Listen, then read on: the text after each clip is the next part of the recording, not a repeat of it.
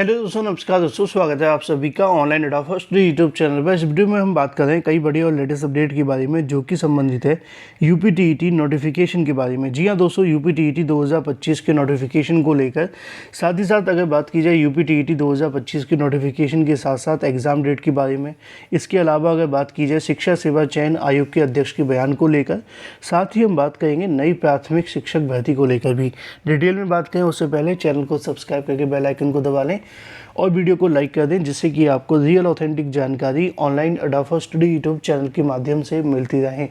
सीधे शुरुआत करते हैं मुद्दे की और बड़ी अपडेट के साथ। जैसा कि दोस्तों आप जानते हैं कि उत्तर प्रदेश के अंदर यूपीटीईटी का जो आखिरी बार आयोजन हमें देखने के लिए मिला था वो साल 2021 में हुआ था और उस समय पेपर लीक हो जाने की वजह से कहीं ना कहीं परीक्षा को रद्द करना पड़ा था।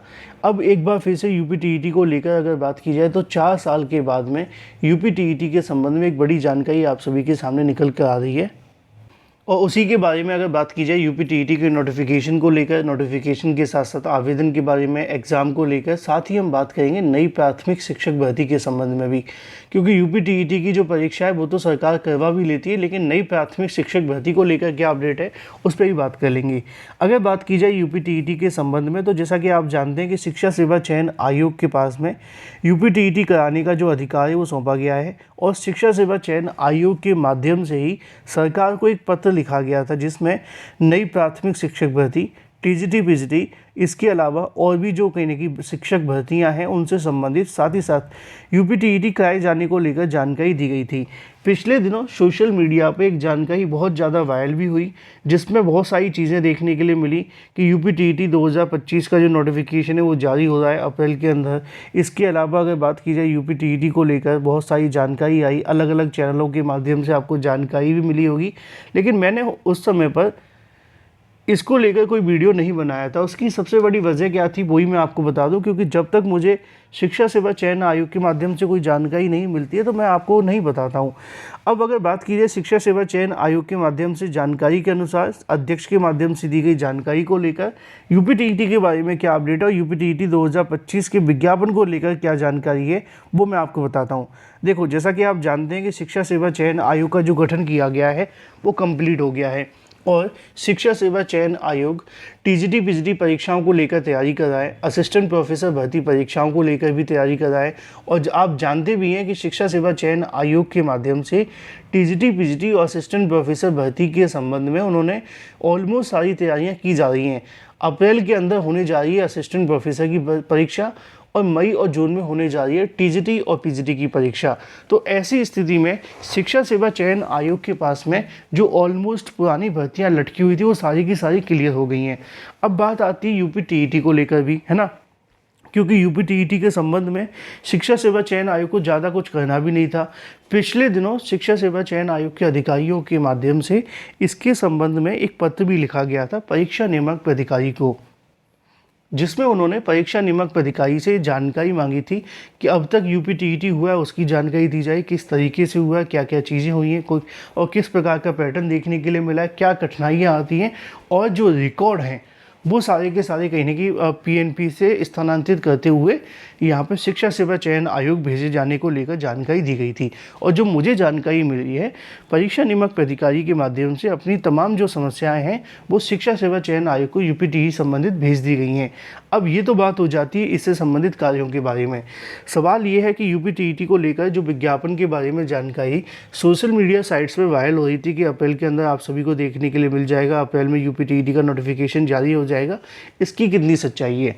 तो मैंने इसके संबंध में शिक्षा सेवा चयन आयोग से जानकारी मांगी, तो यहाँ पर जो अधिकारियों के माध्यम से जानकारी दी गई वो कुछ इस प्रकार है। अधिकारियों का कहना ये है कि यूपीटीईटी कराए जाने के लिए वैसे उनको कुछ करने की आवश्यकता तो है नहीं है, क्योंकि ना तो यूपीटीईटी के लिए सरकार की ज़्यादा कहने की मंजूरी की आवश्यकता पड़ती है, क्योंकि सरकार के मंजूरी इसलिए जल्दी मिल जाती है क्योंकि यूपीटीईटी के बाद किसी को नौकरी तो देनी नहीं है। दिक्कत कहाँ आती है? नौकरी के मामले में, जब यहाँ पे अभ्यर्थियों को कहीं ना कहीं नौकरी के लिए इंतजार करना पड़ता है या प्राथमिक शिक्षक भर्ती हो, अब ऐसे मामलों में ज़्यादा दिक्कतें आती है, यूपीटीईटी में आती नहीं है। तो शिक्षा सेवा चयन आयोग का कहना है कि हमारी जो यूपीटीईटी को लेकर तैयारियाँ हैं वो की तो जा रही हैं और कोशिश की जा रही है कि जल्द इसको लेकर जो विज्ञापन है वो जारी किया जाए, है ना, क्योंकि यूपीटीईटी करवाना भी है। लेकिन यहाँ पे जो यूपीटीईटी को लेकर सोशल मीडिया पे तारीखें चल रही हैं कि अप्रैल के अंदर नोटिफिकेशन आ जाएगा, या इसके साथ साथ जो भी कहीं ना कहीं दावे किए जा रहे हैं, उनका कहना ये है कि वो अपने मनगढ़ंत तरीके से है।